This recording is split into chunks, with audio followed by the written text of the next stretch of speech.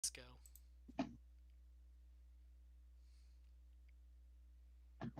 Hello, everyone, and welcome to the Toku Portal podcast from Machine Sentai Kiramager.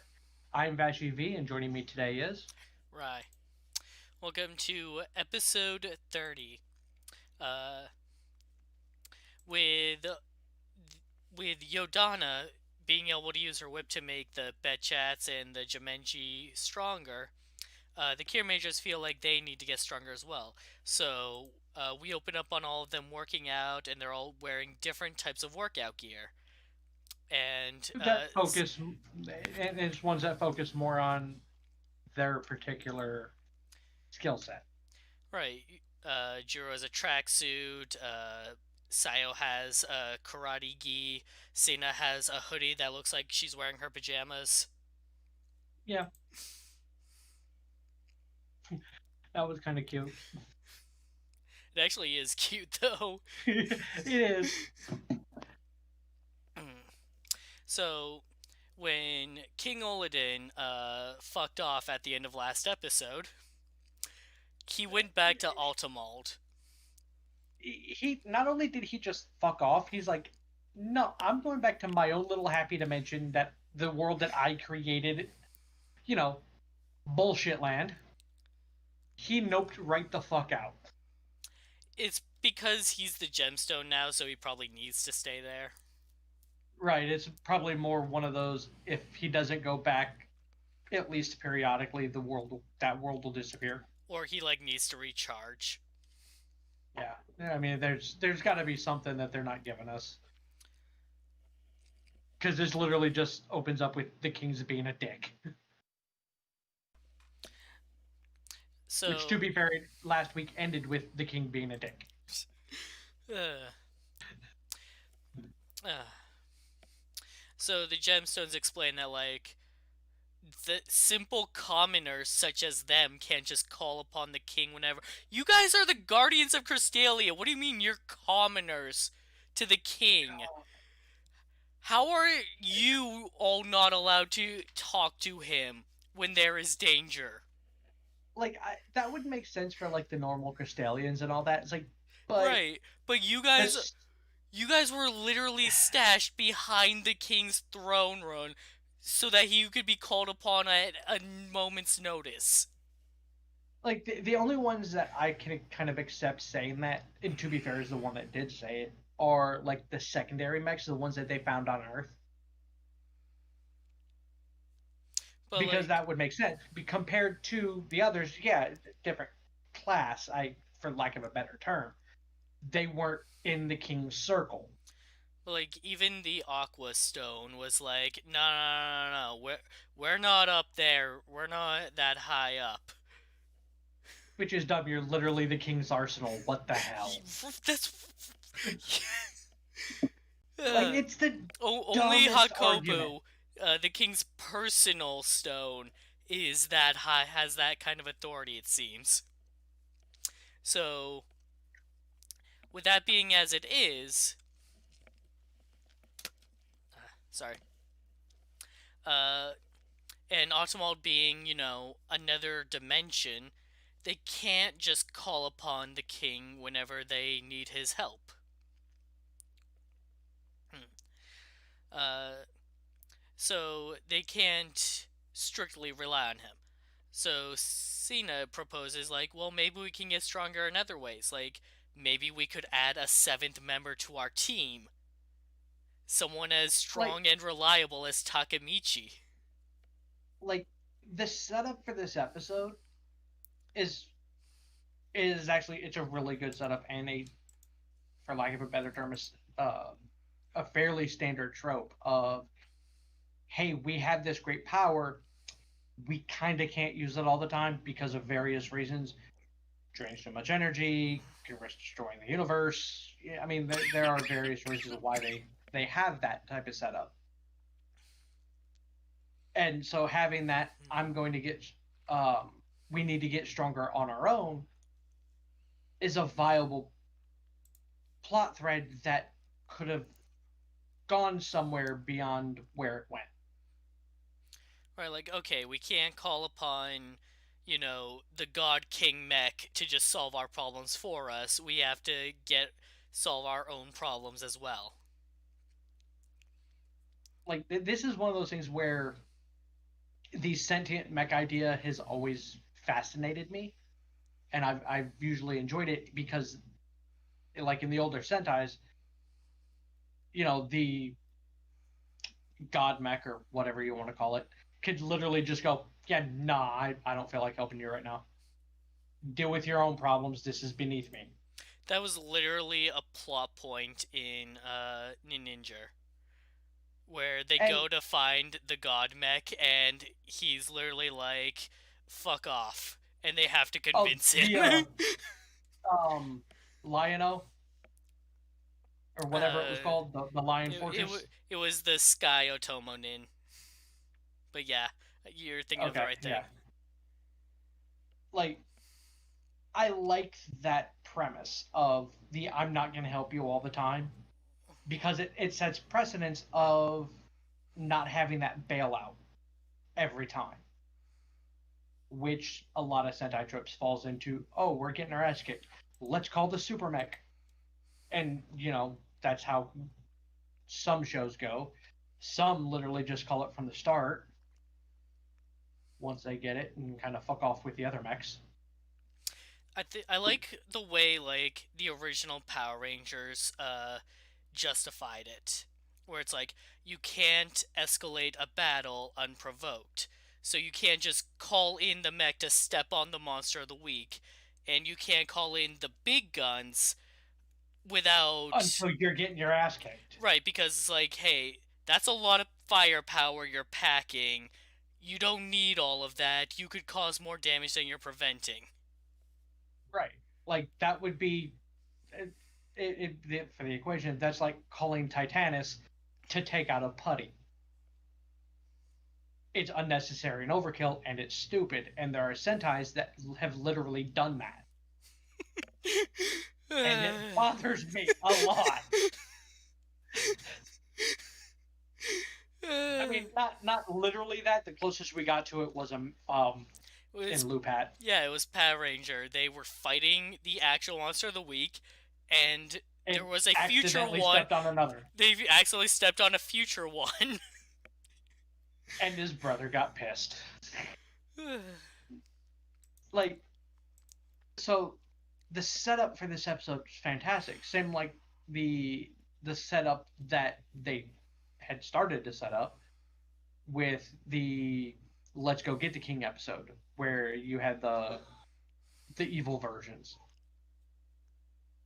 Fantastic premise and could have been drawn out, and turns out just means nothing. Right.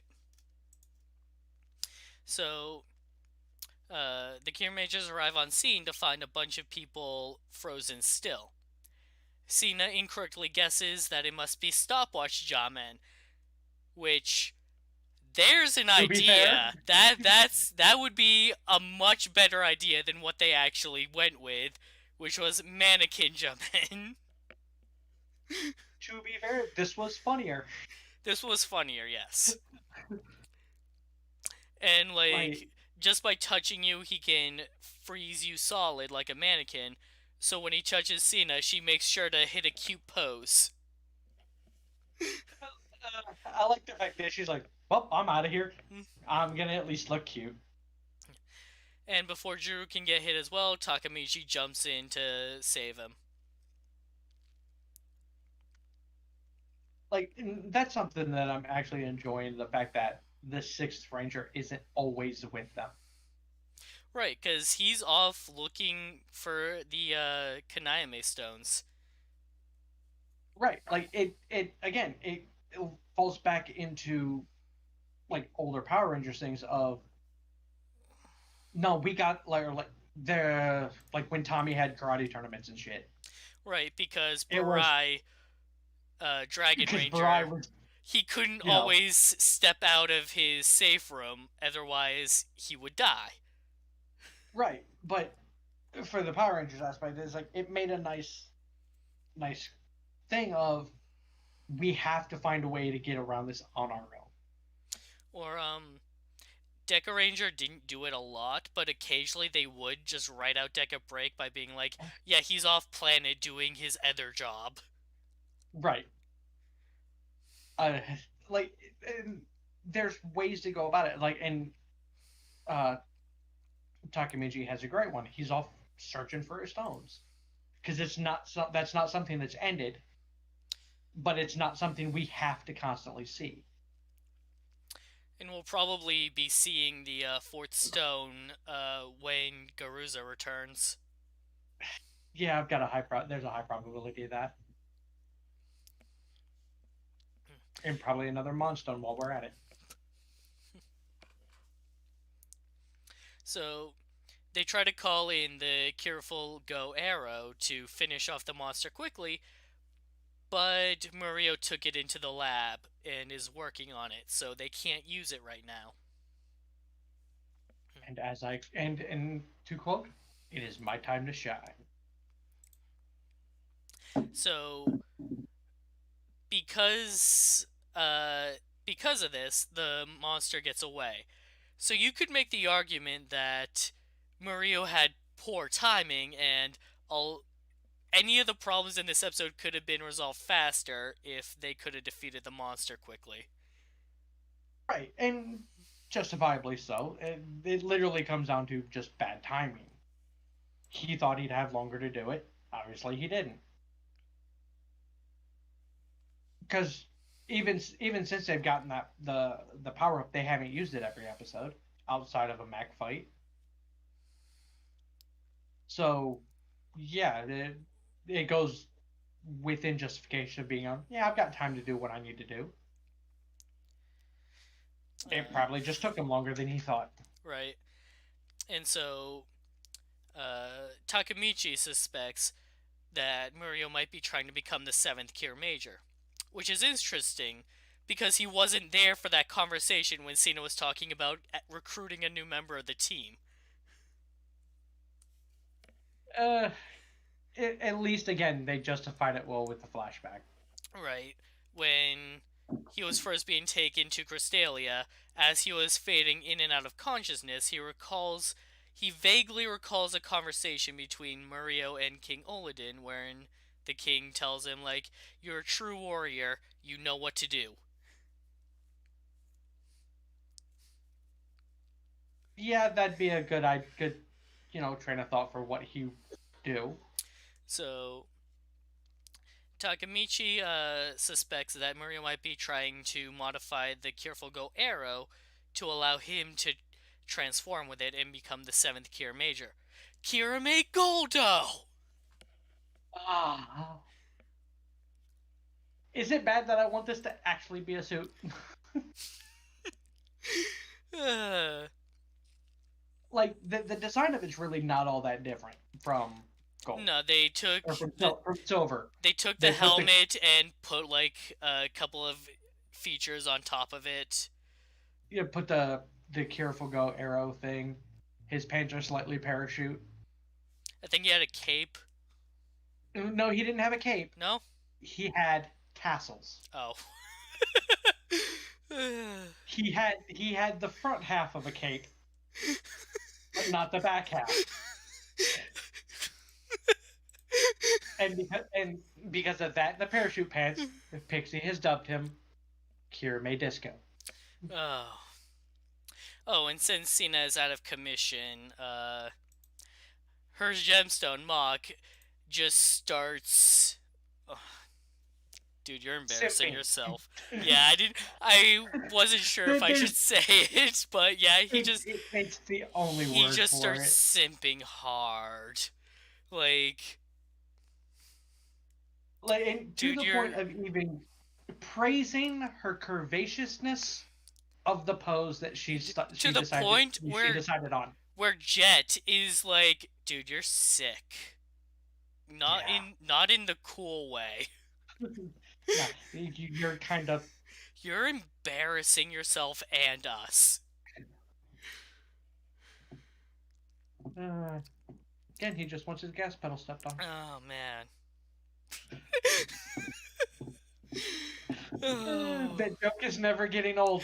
The longer this Well, goes, the more they keep doing it. It's never getting old. were you the one that initially said there, or was that me? I don't remember. It was me. It was in the episode where they The switched bodies. yeah, and he got to really feel. Oh God. Yeah. Yeah. God, this show's fantastic.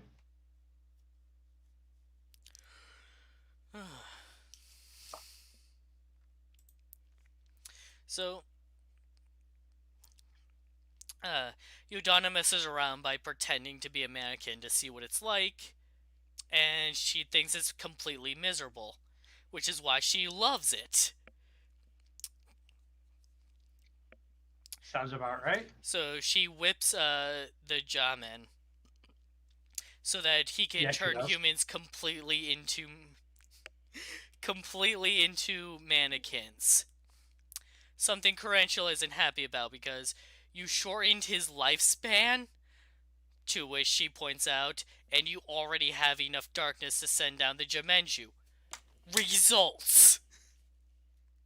Right. Like, and this is that point, like, with like you have that like dissension in the ranks thing of obviously Tarantula has his own plan and to fuck with Yodana, and Yodana's like, "No, this is taking too long." Yeah, your plan was good, and I made it better. And Tarantula's just not happy about it. Huh. Tarantula apparently does not like being one-upped.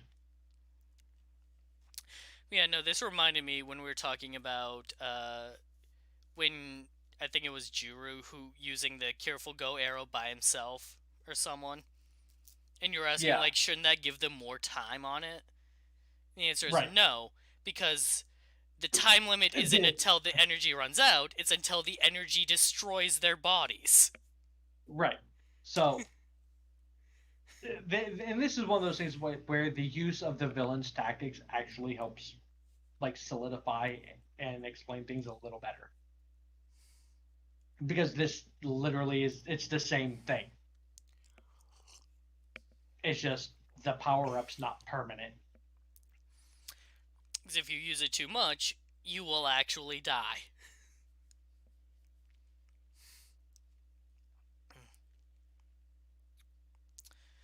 So Tamitono tries to interrupt Murio in the lab so he can take the careful go arrow to defeat the Jamenchi, but Mabushi and Takemichi stop him because they want to support Murio's quest in becoming the seventh Kiramager, Kirame Gold. And Mabushina almost kills Tametono. You Mm. know, giant ass rock head butting, slamming into Tametono's head. You can kill somebody like that. Meanwhile, Juru's the only one actually paying attention to what Murio is doing inside the lab. And I'm pretty sure he's the only one who actually notices this type of thing. Because I don't think anybody else actually has. Like, is he the only one who can see when other people are sparkling? Um, so it's not that he's the only one that can see it; it's that he's heightened to it because of his So he Kiramental. sees he sees it before anybody else, basically. Yeah, he's more likely to notice it than others. Okay. So I mean, like, I was fine with it either way, cause like a but sparkle is when like someone is at their finest, like this is what they were born to do, kind of thing. right, And so Juru, for him, because of his strong Kiramental, he literally sees them sparkling. Whereas other people just have to be paying attention to be like, oh yeah, Murio is doing a good job at what he's doing. Whereas Juro is just like, no, he's like sparkling. Like this is what he is here for.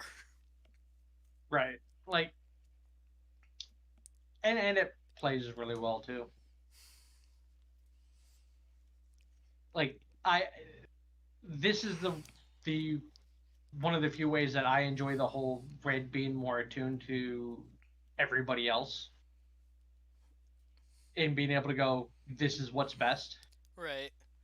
Because he literally has that power to know what's best based upon being able to see how the characters are truly feeling with what they're doing, with what brings them joy. So they go to fight the Jimenshi again. Sayo gets taken out of the fight. Why did the girls get taken out? Whatever. Um, and yeah, they gathered the darkness energy a lot faster, so the Jimenju is also appearing at the same time. So Tomitono hops in the mech by himself to take care of that while the rest fight on the ground.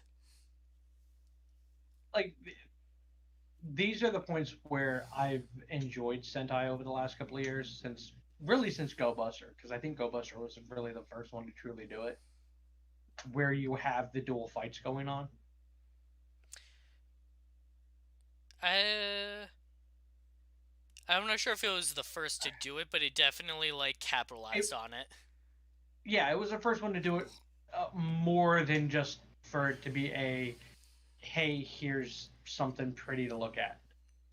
Like it became a fun, like it was for a good portion of it. It seemed like a fundamental aspect of how that show did their fights. Like, and this has a great way to do that exact same thing. And even if it's just bouncing back and forth between the mech fight and the monster fight, having them going on simultaneously is actually enjoyable because it adds to the stakes. Because not only do because you need people for the mech and you need people to fight him. If and especially in this particular instance where you know the monster of the week is strong as shit, and you're trying to take it out with 3 people instead of your standard you know 6, because 3 are out and one or 2 are out and one's in a mech. Like it sets up decently plotted fights that I actually quite enjoy.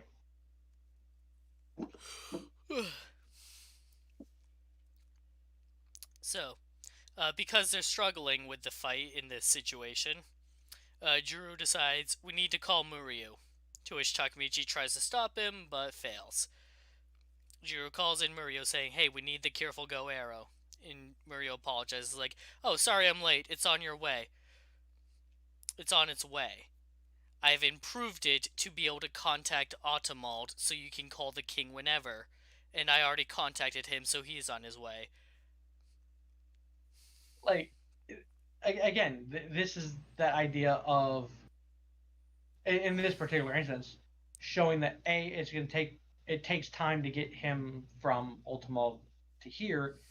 It's not just like popping in and out of existence Especially since because Hakobu has to come from a different location as well. right, like it sets up a decent precedence of them learning when they to see the signs that they're going to need help to kind of keep them alive in battles coming up. I'm sure they're gonna bullshit their way around it though, because Sentai. They'll just cut out the waiting part. Yeah, Uh, so Takamichi is confused, like, hey, what about Kirame Gold? To which Murio asks, like, who? what are you? What? What's a Kirame Gold? Uh, Uh, I like the confusion on through both of them of like, this is not what I was expecting. You were expecting what?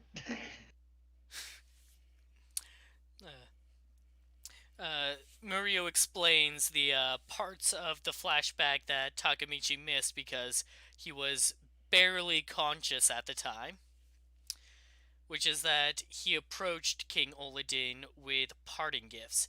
Here's a present for you, something for your wife, something for the servants in the castle, and a little gift from home for my brother in case he gets homesick.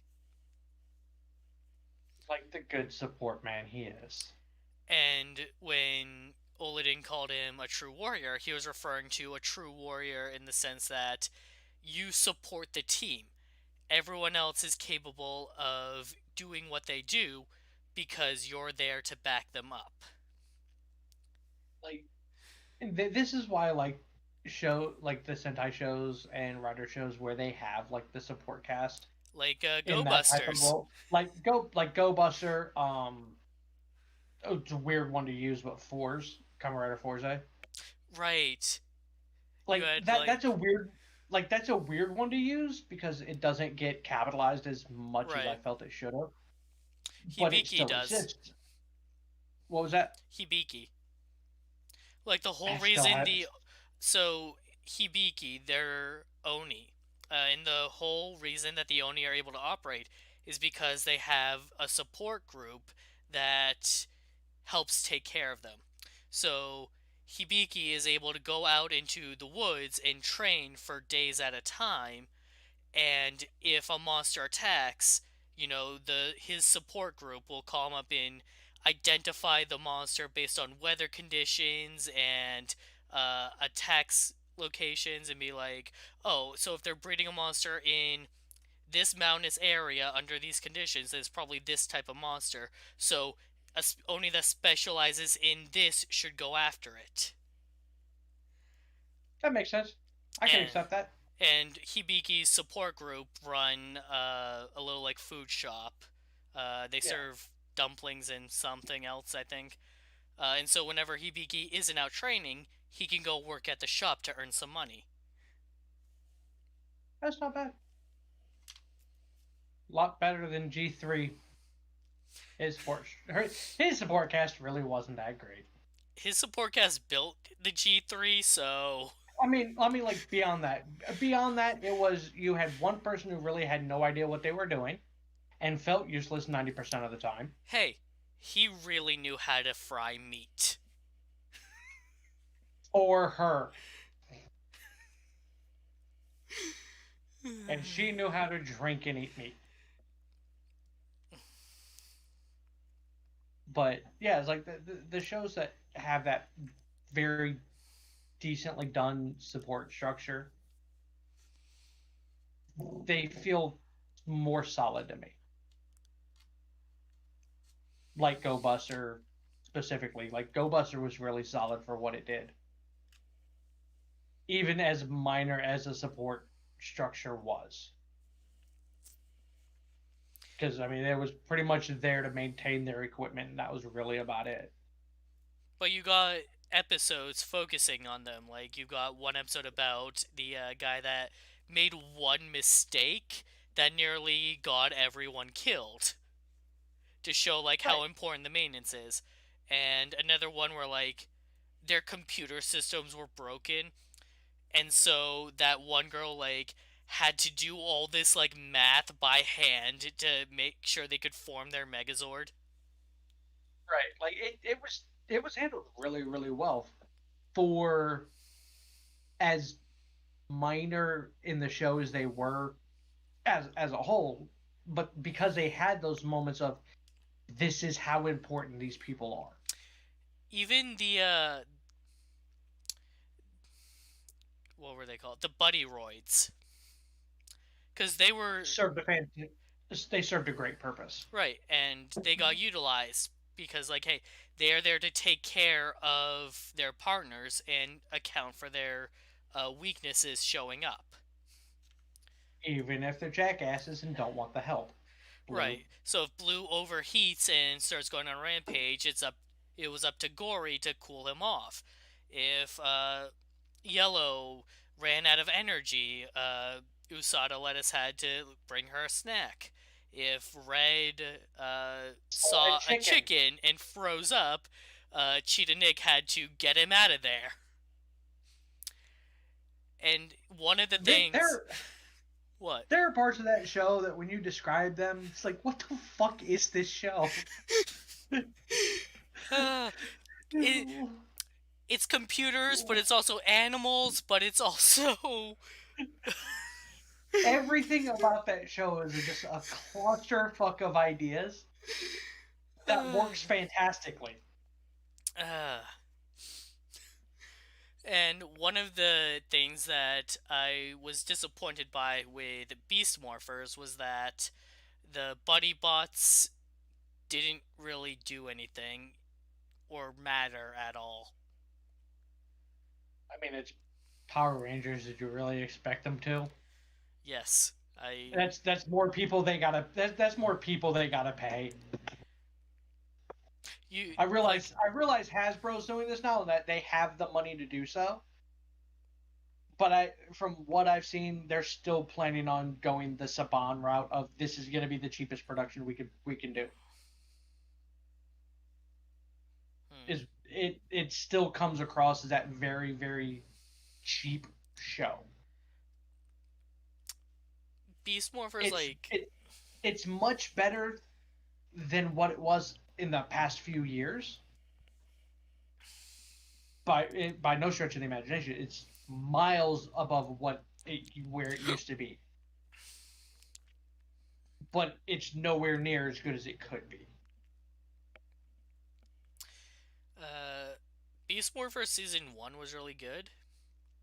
Season 2, the first half was really poor, but then it picked up in the second half.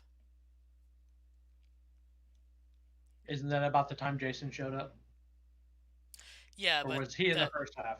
no, he was like in the middle, like start end of first half, start of second half ish. I think I don't Okay. remember. Eh.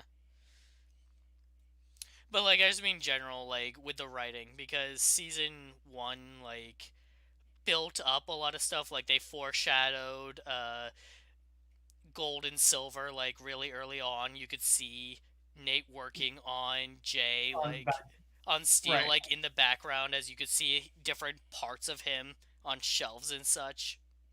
Right. I remember you pointing that out to me. Like, but again, it's like they could do much better. Yeah, they could.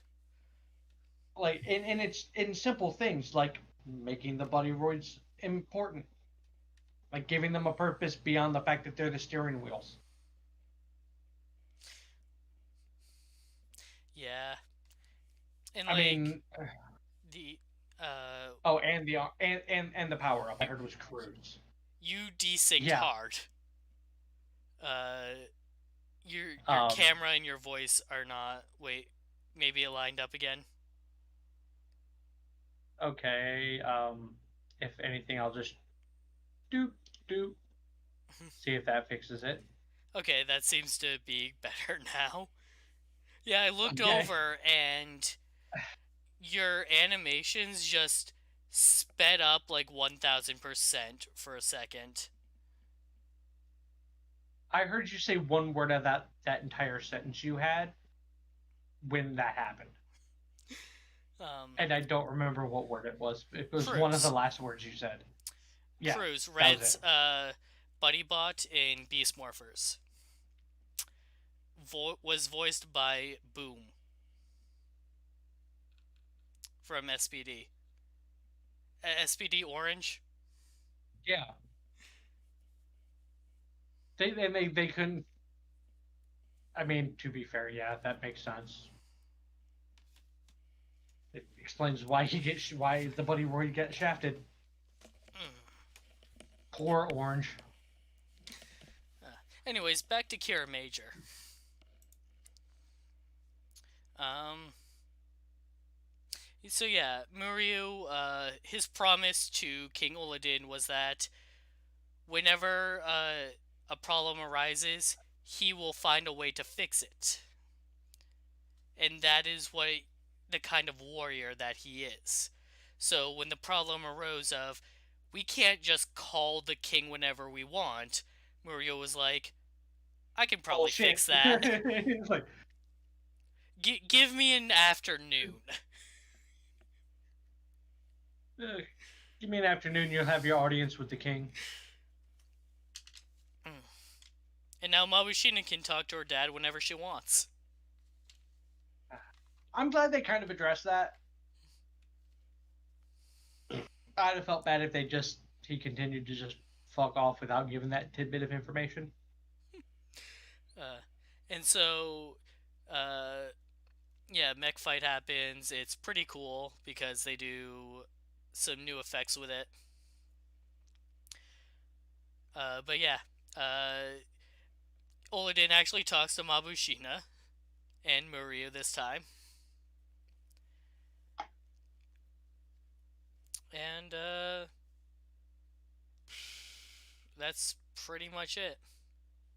Now, I have complained about Mabushina's face quite a few times. Primarily, the lack of movement is a really weird decision. But I have to give credit to her suit actor, especially in this episode. Right? It's the Like, little touches. it's, yeah, it's the little touches, the little nods, movements, and whatnot that draw that emotion out of a stone face. And it's in the same realm as every main cast suit writer or suit actor from both Sentai and writer. It's very much a learned skill. And I was trying to remember, like, what happens after the mech fight? Oh, the show just ends. Yeah, it just stops. Takamichi and Muriel hug it out because they're brothers, and that's where it ends. Like it was a weird just drop. That would have been one of those points where if this was like uh which one was it? If a real soldier, it's just do do do do do do do do like it's again it's not intentional in this aspect because this was a very clean ending for it. It didn't feel like that was the end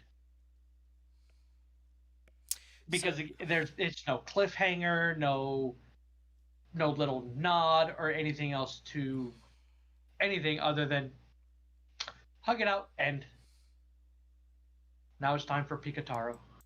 yeah, so we get Muriel's song this week. No, it's not that one. It's an actual I song for his fucking character.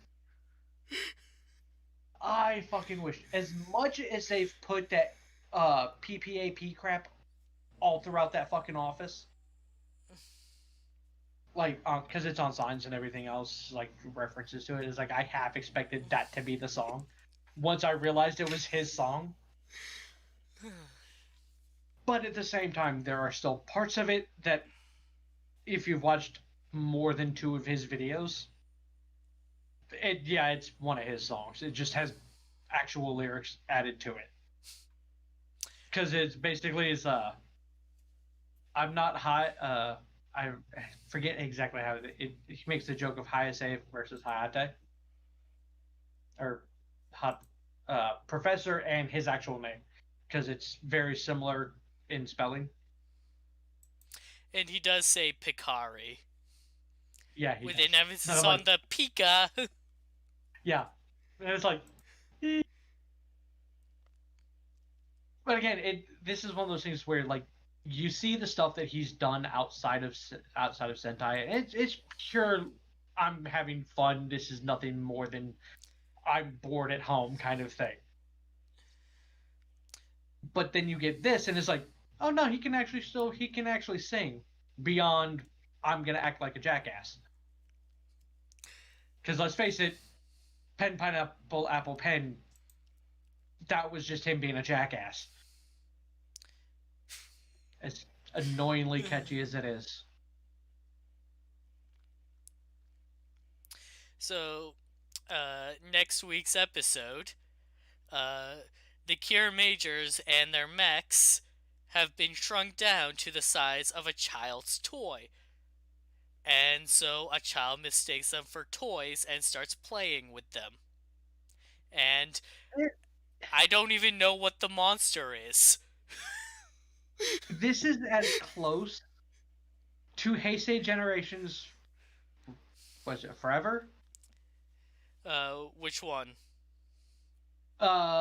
The Build Zeo one, Uh, where they end up in the real world where Kamen yeah, Rider is that's a show. Heisei Forever, yeah.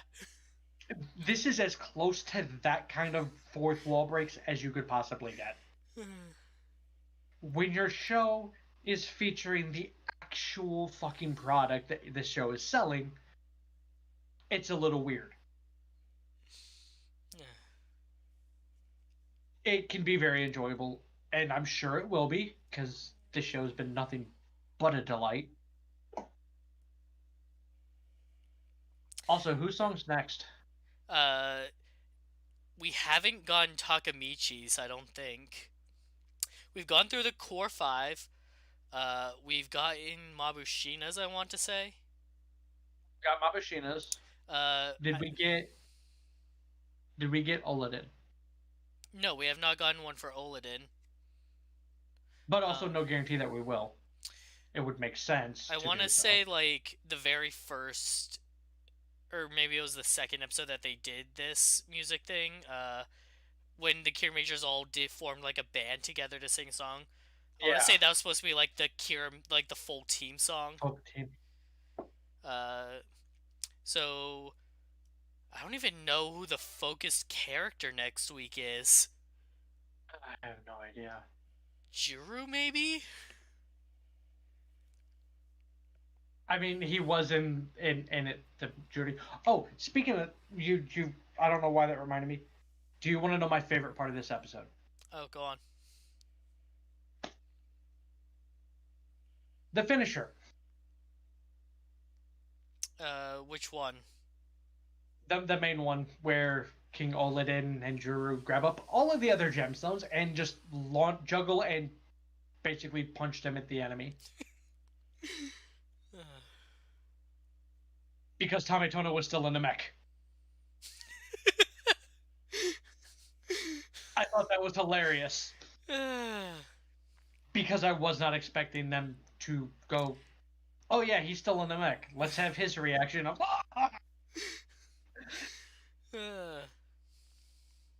like is it like with this show, a lot of it is just the little details are exceptionally well done. They give the show life. Everything about this show gives this show life.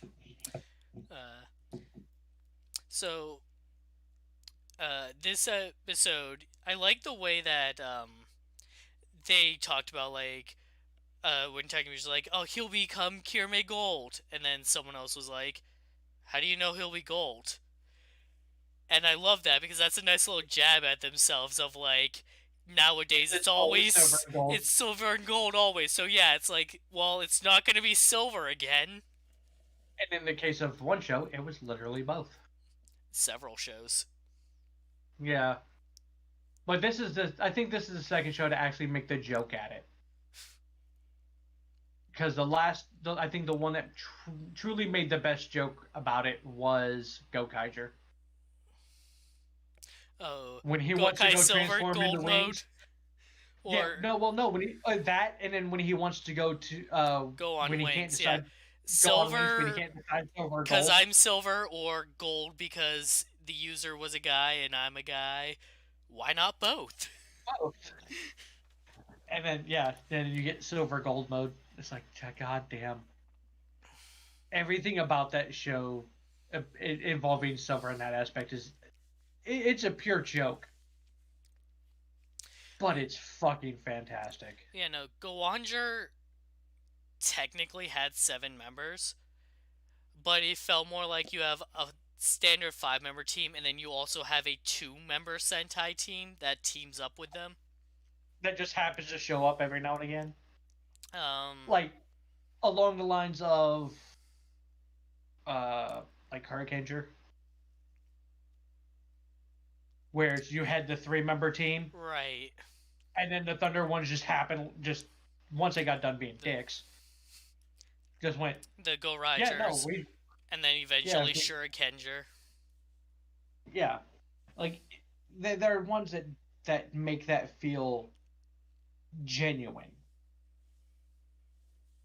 and then you have shows like Kiramager, which has the problem of a ginormous cast, but it feels so weird when they split them up because of the choices they make just to split them up make seem to make no sense. Yeah, like Champ and what was Orange's name? Sasori Orange, Stinger. Stinger. Okay, I was trying to remember because it's like no, Scorpio was his brother. Yeah, Scorpio was Melon Lord. Um, yeah, Champ and Stinger becoming friends was like a really weird one to me. Because it's like, huh, this is the combi you're pushing. See, I can accept that over the other combination they made with him, with Stinger. Oh, with the literal child on the team. Yeah, yes.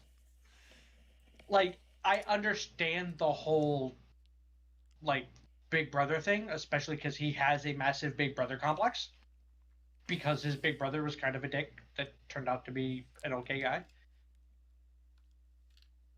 So to kind of give that true guidance to Blue made sense, or Sky Blue made sense. It was just weirdly forced, in my opinion. It's like, and this show, like with Kiramager, it's like, yeah, they split the teams up for various reasons, but it's made sense every time they've done it. Like them sticking Shigeru and uh, Takemichi together for an episode because it literally happened in the same place. He was shooting a film, and this is where the Monstone is. Like it, it comes across more natural and genuine rather than just forced for the sake of screen time.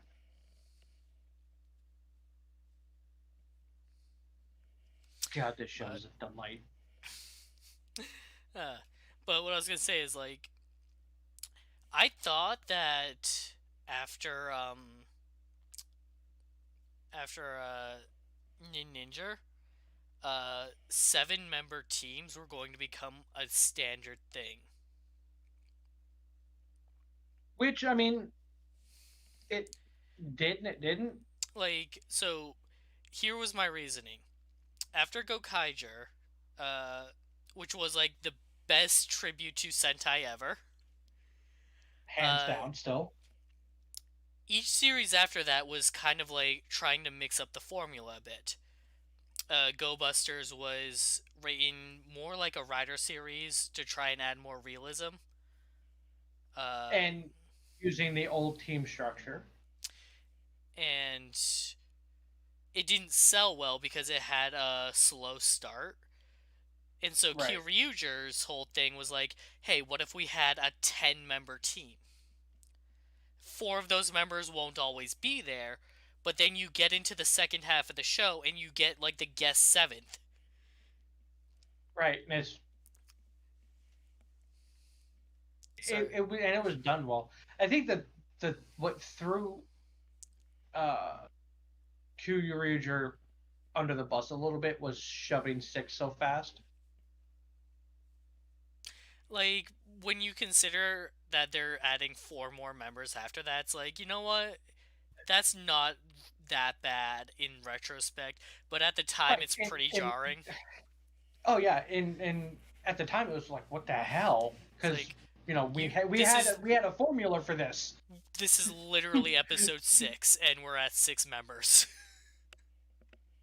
and then you get Q Ranger uh well, or Tokyuger yeah Tokuger, introduced a 7th in its Returns movie, and then Ninja had the green shuriken pulled out like at the very end, which got used in the Returns movie. So it's like, oh, it's getting closer and closer. And and so, then and to defend Q Ranger Ninja a little bit more, they also had three reds right. by the end of the show. They had the three reds,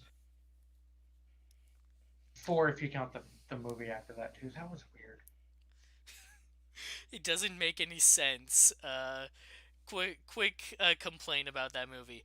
It doesn't make any sense because the child travels back in time, but nothing he to like prevent the thing from happening, but nothing he did influenced everything else going Anything. on.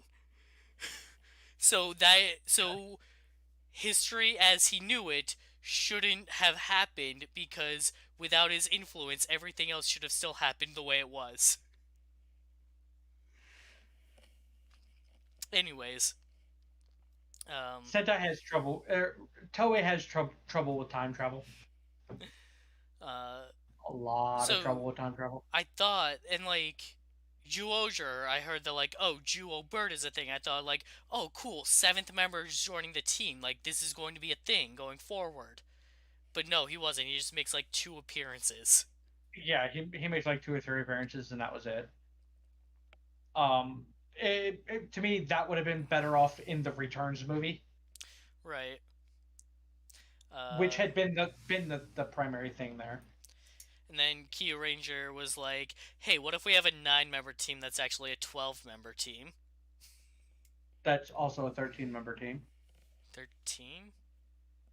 Wasn't Koguma 13? Koguma Sky Blue? No. No, I could have swore he was the 13th because he No, was the he. last one, right? No. President was the 12th. I could have Oh, swore. soldier. I, yeah, I could have swore Koguma was after Ho.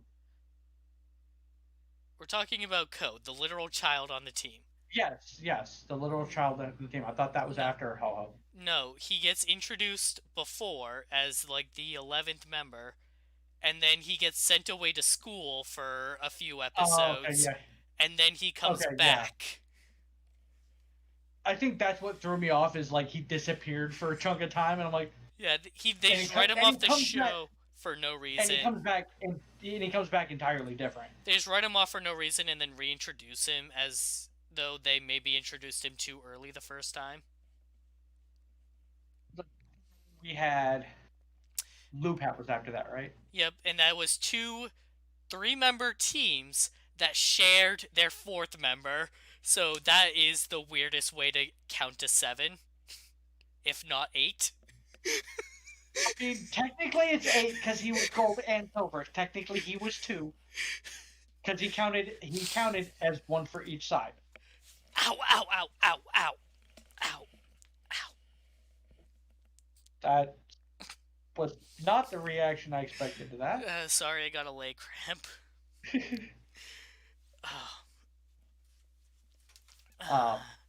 um, And then Ryu Soldier.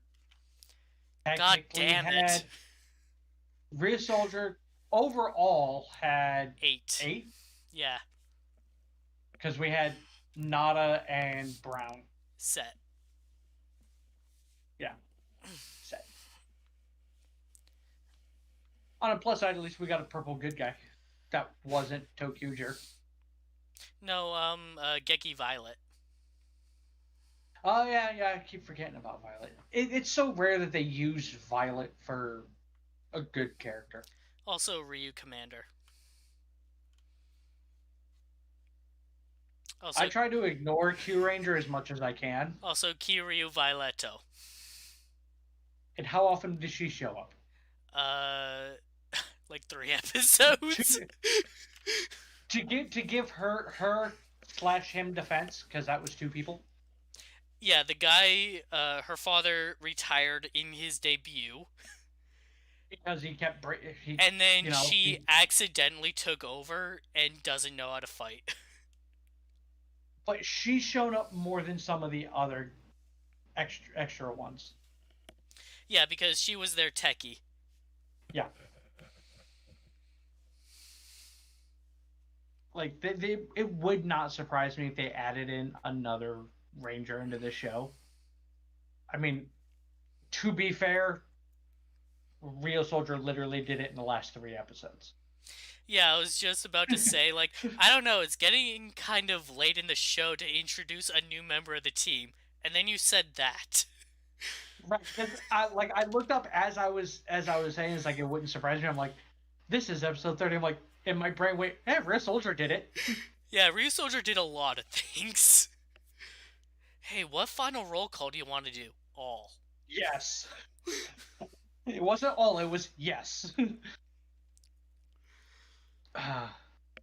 I'm still waiting for somebody to update the final roll calls for that show. For like the videos on YouTube, just to have every single one of them because they all technically count. Uh, When you've done them all, they all count. but yeah, no, Um, I wouldn't mind seeing another like actual seven-member team because the two we've gotten in the past were like they didn't like okay, so Lupat wasn't technically a seven-member team, and right, because it was Goancher didn't feel like one. It felt like two different teams that worked together that totaled seven. right, and then like with Lupad, it was two, 3 to 4 man team, depending Two, on how three you and a want to count. half member teams. Yeah, depending on how you want to count that. But they weren't working together. Literally, they weren't. Even in the last episode, they weren't working together. In terms of we are all friends, Right. we are all one team. Because even at the end of like all is said and done, they're still fighting. And Bokenger was technically a seven-member team, but its seventh member was a robot.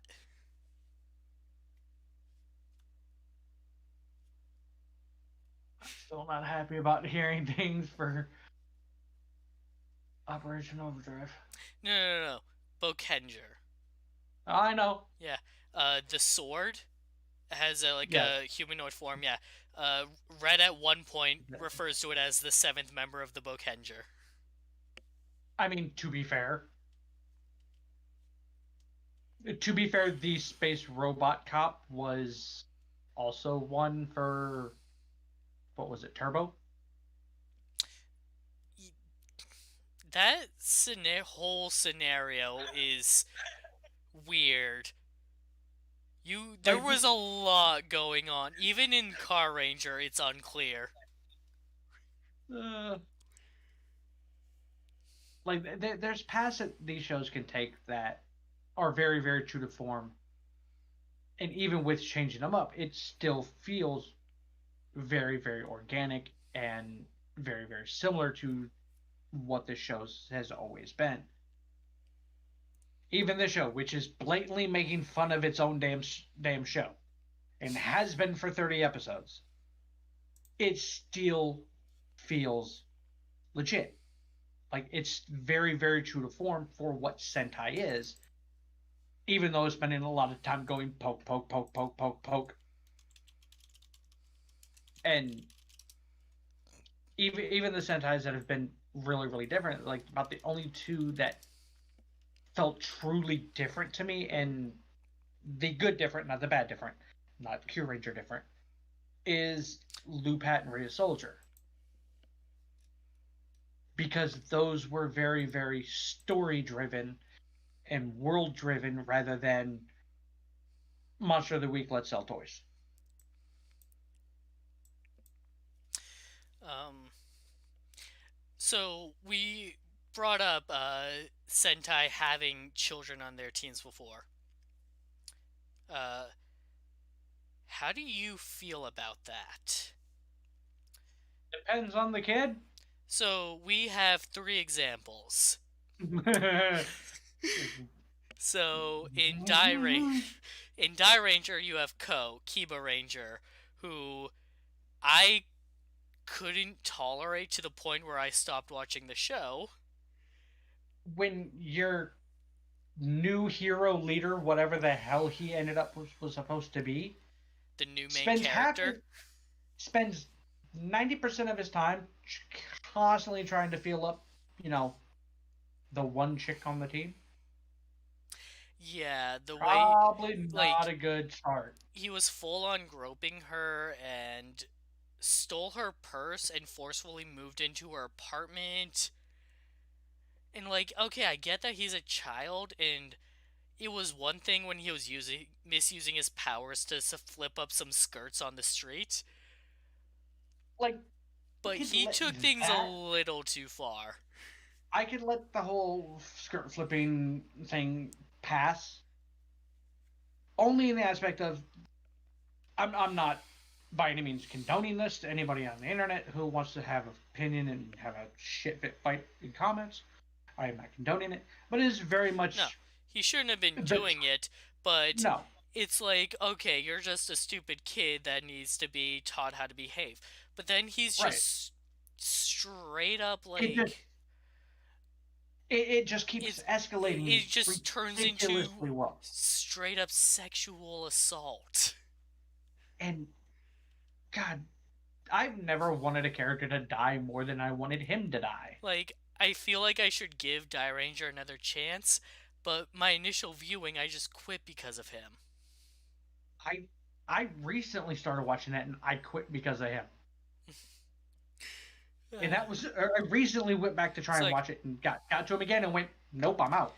yeah, no, like I looked up like, okay, this entire arc it feels like it's going on forever introducing him. So I looked it up and found out that like no, he's basically the new main character when he's introduced. It doesn't end. And it needed to, like badly. Like I says, like I can understand like the start of his little, playful flipping the script or something like that. Because even in media, whenever somebody gets like powers like that, if they happen to be male, that tends to be something that happens in it, a la Bruce Almighty. Jim Carrey gets the power of God, and one of the first things he does is start flipping up skirts because reasons. Men are stupid. As a whole, men are kind of stupid. I'm not going to argue that. I accept that.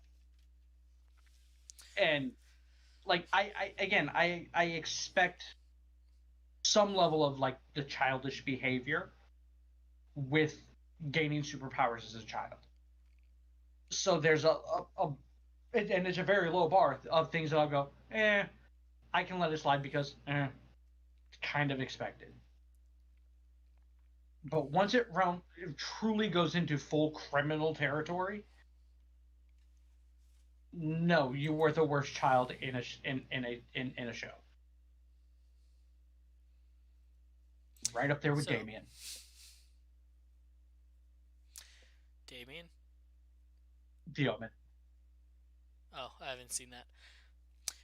So in Power Rangers Turbo, you had Justin, the Blue Ranger, and the problem with Justin came down to two big factors that had to He do with act. yeah. So yes, yeah. So number one, Blake Foster could not act when he was 10 years old. Which, to be fair, most can't. He Most was child actors he are was a hot mess literally regardless. like picked for the role because he was on backstage set of another film shoot and was just shooting the shit with other kids and was like doing the karate moves that he knew. And someone saw him and went, "Hey, you want to be a Power Ranger?" God, I wish that had happened to me. Well, you should have been in more movies. Yeah, no shit. um, Um, and the second problem comes from the way the character was written. Like even for a 90s kid, that was bad. that was bad. And then you like, so as much as I don't want to reference Ko, there was also a third issue for me. At least with Ko turning into an adult, it kind of made sense because it was more or less explained what was happening. That their was his power. their powers were borderline magic, if not Right, actual magic. I don't remember. right. Justin turning into an adult made no goddamn sense. He was too young to use the power, so it temporarily aged up his body. I think that's the legitimate explanation they give. No, fuck you. That can't be good for the body either. It's really bad in the Turbo movie where At least in that, it at least makes the only good joke. Because it does make a joke about it. where they there's a scene near the end where they rush into the evil lair and the Rangers take their helmets off, so it's them in the suits. So Justin is his normal, usual height, and then they all put the suit helmets back on, and now Justin is like 2 feet taller. Uh, but at least Turbo made the joke. Huh, so this is what everything looks like up here. I don't remember that. They they do it when they transform and end up on the island running through the forest. He makes the quip of, "This is what everything looks like up here." It's either this is what everything looks like or this is what everything sounds like. Which I don't know why there would be a difference on so, that, but whatever. so assuming that like Blake Foster knew how to act, could the I could have character have been saved? Yes, if he could have acted, then yeah, it would have been a lot more tolerable, even with the because at that point I can accept the bullshit explanation so long as it's written well and acted well. Neither one of those things happened.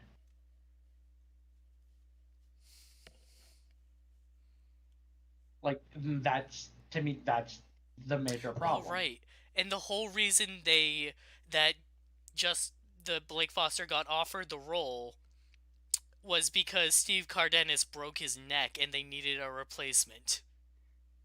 Yeah, Yeah, which is funny that when they filmed all that, they had him do martial arts they had and it. made He it an had to act. actual He had storyline. to act like he wasn't in incredible pain, so they could film him getting hurt to write him off.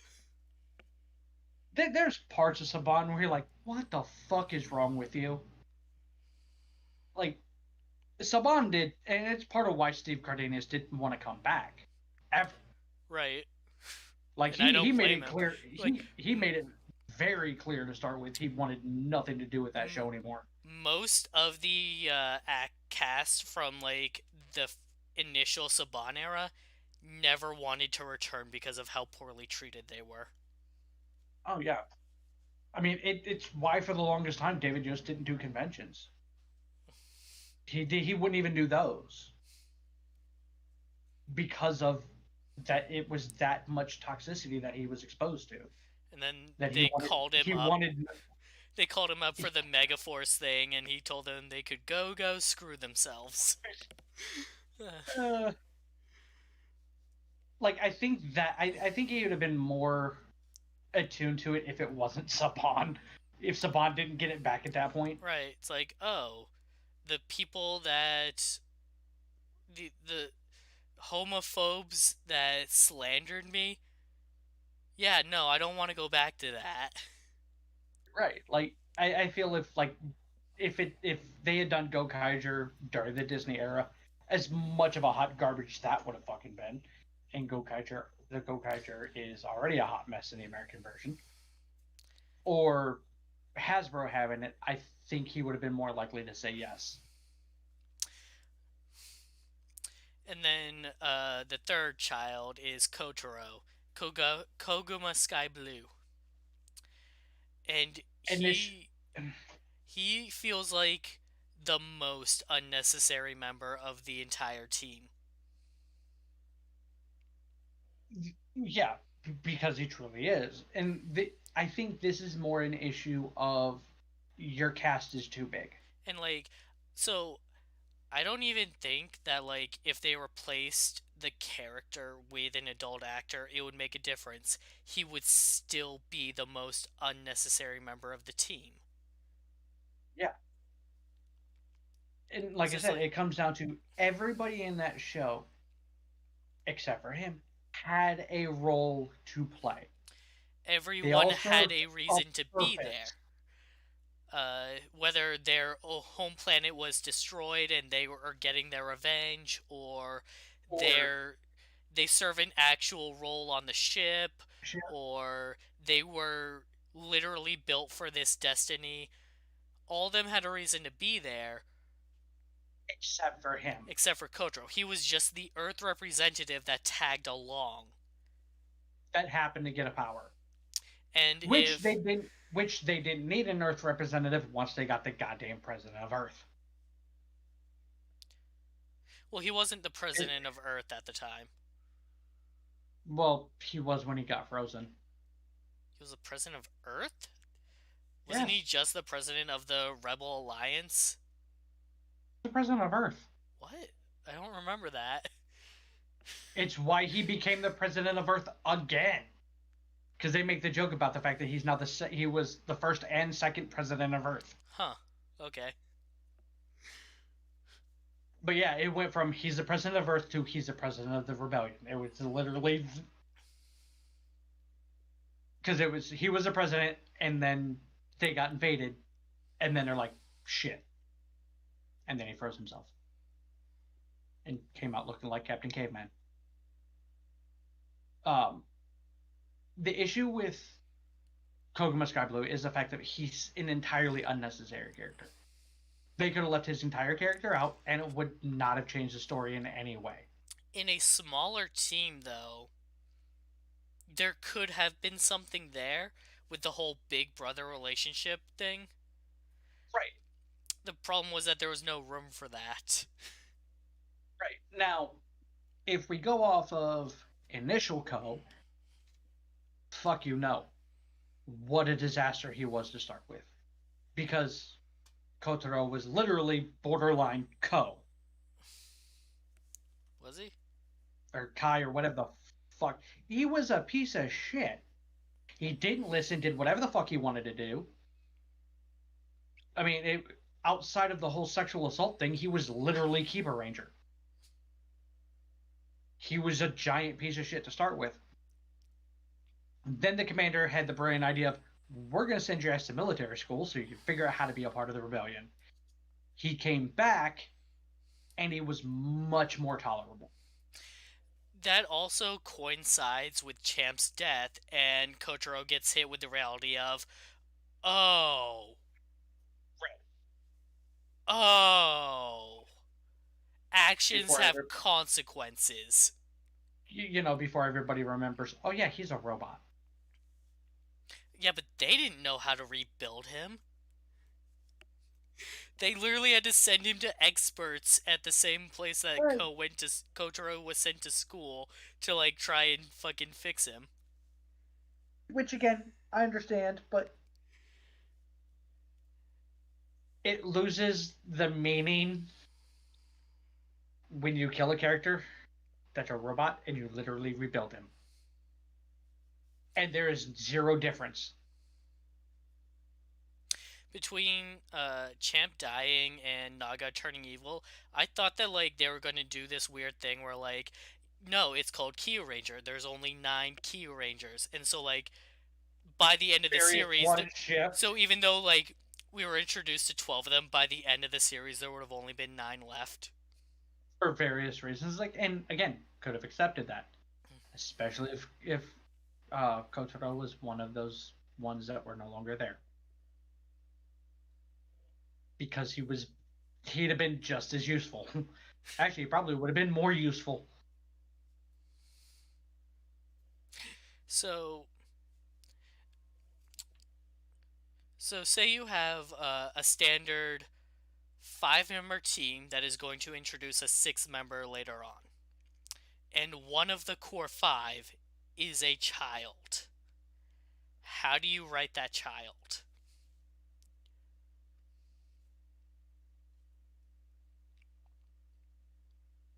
Honestly, I don't necessarily know. As much as I hate to correlate it, I would most likely put him along the lines of uh, Blake Foster, because at least Justin, while it was poorly designed, the premise for him from how why he felt that need to why he wanted to become a ranger, beyond the fact that he overheard it, he had that desire and build there. It was never truly expanded upon beyond congratulations, you're now a Power Ranger. Um, I wouldn't deal with the whole, father doesn't pay attention to me crap because I'm tired of that storyline in fucking everything. It's a common thing in Japan, though. You're not fucking wrong. No, like it's an Um, actual thing because the father is supposed to be working to earn the money and such, so like they don't have right, time to spend with their families. right. Which again, I understand. I truly, truly do. Is like I'm just tired of seeing. Hey, I'm tired of seeing that as the premise of the angst and drive of a character is daddy didn't love me enough or my parents died and that's the reason why I'm doing what I'm doing is so that nobody else feels the pain and loss that I felt. As understandable as that is, it is fucking everywhere, both Western and Japanese. Every culture has it, and it's entirely unnecessary at this point. You can be an awesome badass and still have two living parents. Um, I would I would take what Kotaro and Stinger's relationship should have been and run with that, where like one of the adult members is kind of like the big brother to the child and is trying to be like a positive influence on them. Actually, I kind of have how I do that because that actually is a very good idea. I wouldn't use one of the other four though. Oh, who would you use? I would use the eventual sixth. Oh, Like have that mentality and that structure without either one of them knowing about the other. So nothing about the future Six Ranger, regardless of when or how he comes into powers, because again, various ways for that to happen. Um, but have nothing about the child being a ranger. It's just, hey, I'm having trouble for this abstract thing, and them having that mentorship kind of relationship, and then have that eventually carry over as the sixth, and have them be the two that team up. now in Sentai, the sixth member is someone that's newly introduced to the show. But not necessarily newly introduced into the power. I like Kiramager Silver, which for Sentai that'd be very difficult to do because of that aspect. Because it is typically somebody we've never met. Power Rangers, it's a toss up of if it's already a character on the show or not, but Sentai's pretty consistently like, no, they introduced someone new to fill in the role. For a while, it was let's bring somebody back. Like from the dead. Cause no, just back. Let's bring back Tommy, the guy who can't morph, and give him a new power. Oh, Power Rangers, yeah. Yeah, and then let's give Jason powers again.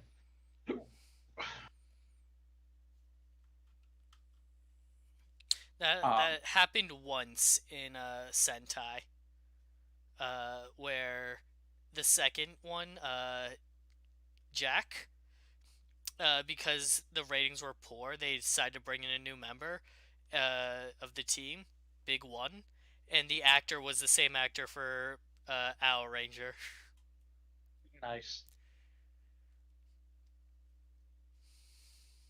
Now we just get characters from other shows and in other shows. Like There have actually uh been a few Sentai actors that have played multiple main team members. yeah, but it's rare. It's a lot rarer than having somebody from Sentai be a writer and vice versa. Right. It doesn't really happen Because anymore, but it was a thing It was a thing that happened a couple of times in the 80s. It it happened a couple of years ago.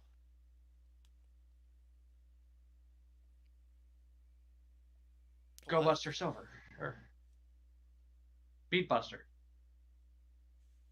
was Magi Yellow. Oh yeah, that's right. I forgot all about that.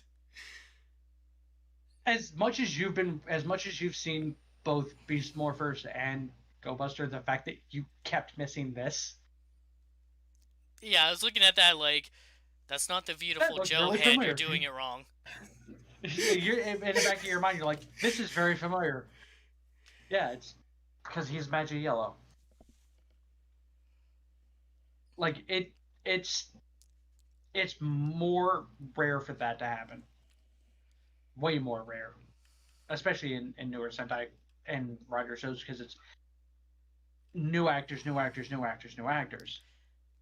Which, to be fair, this And is where a lot of actors get their yeah, start this is children's programming. This is get your start and try to get scouted. and figure out how to act properly.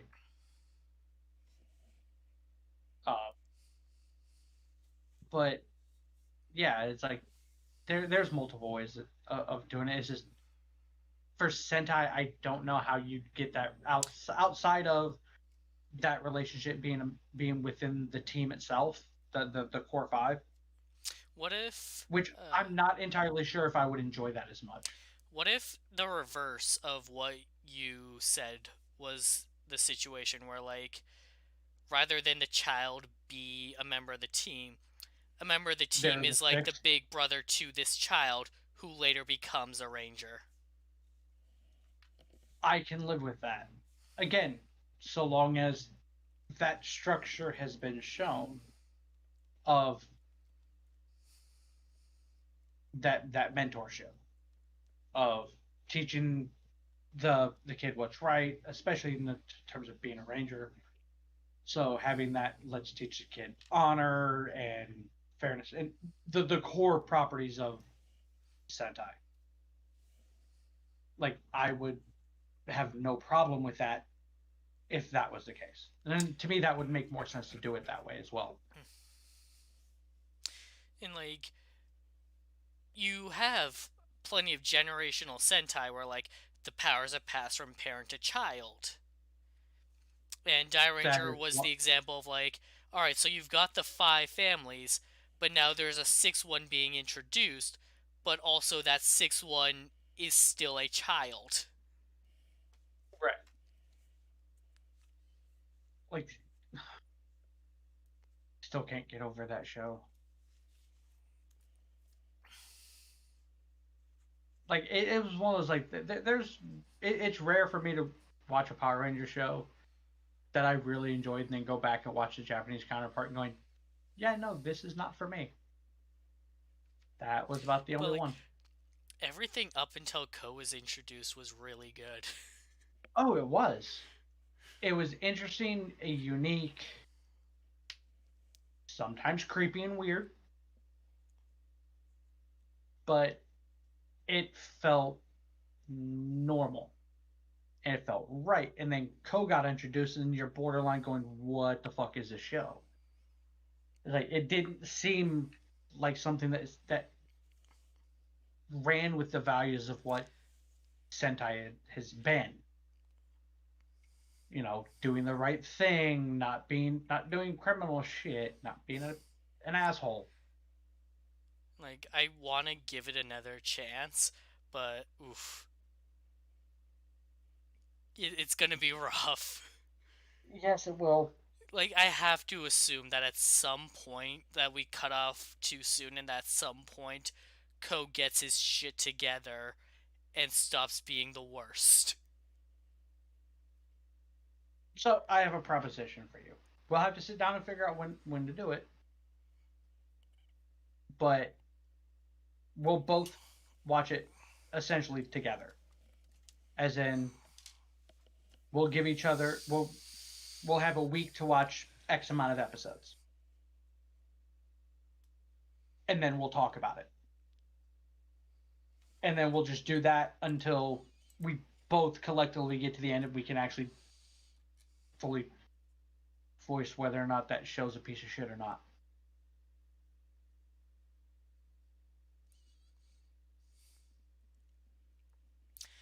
Uh, Die Ranger was a solid 50 episodes, so that can be evenly split any number of ways. Right. Because between our schedules, because my schedule is a bit more packed than I was expecting, um, and your schedule and all that, would 5 be too many? No, 5 would be fine. All right, so we can sit down and decide when we want to start that. Also, got to figure out where we can actually get access to it because it's no longer on VRV. Damn I assholes. can figure it out. Yeah, I mean, there's multiple places I'm sure we can find it that won't infect the shit out of our computers. Uh, Sorry, so, no, we've been going for an hour and a half. yeah, I was about to say, so thanks for joining us tonight, everybody, especially if you lasted this long after the actual podcast ended. um, thank you all for joining us. We were unaware that there was not episodes last week, so that's why there weren't episodes last week. Yeah, we didn't find out until they didn't air. And then we're like, oh, that probably makes more sense. Um, but yeah, we'll be back tomorrow for Kamen Rider Saber, and what a Sentai show that's turning out to be. uh, hey, do you hear a phone?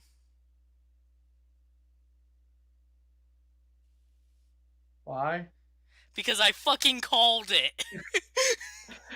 I knew that's where that was gonna go. Yeah, because I've used that myself.